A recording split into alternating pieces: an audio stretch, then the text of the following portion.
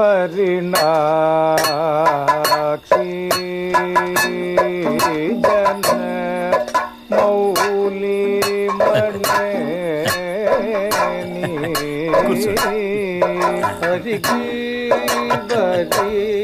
ఇదిగోండి అయ్యా, ఈ కొబ్బరి నీళ్ళు తాగండి.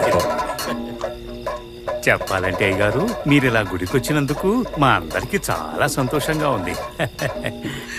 మా బంధువునింటికి వచ్చాను. కథాకళి అంటే నాకు ప్రాణం. ఎలాగూ వచ్చాం కదా, చూద్దామని వచ్చాను.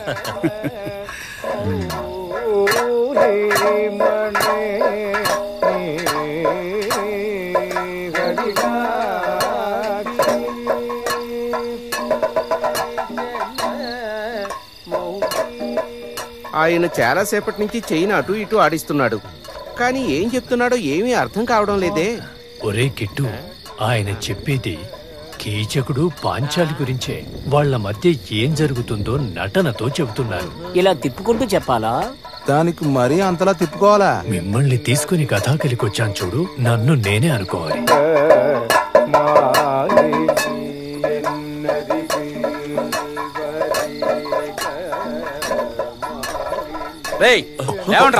అయ్యో నమస్కారం. నువ్వు ఆ వేలాయుధ చక్రవర్తి తండ్రివే కదా? తండ్రి కాదు, తాతని, పావుణ్ణి పెరుమాళ్.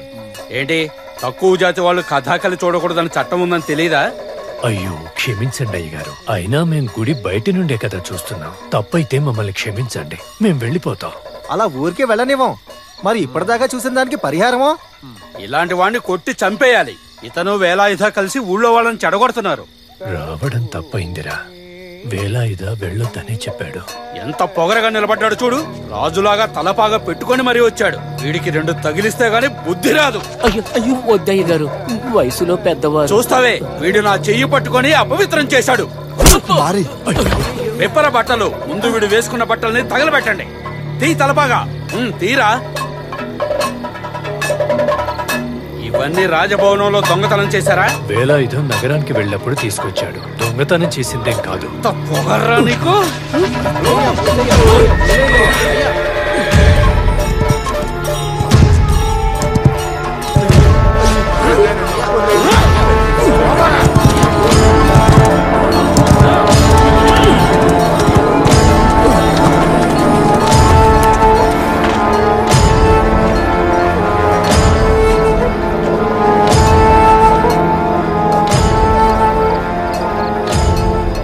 మా తాతను చంపాలని చూసింది.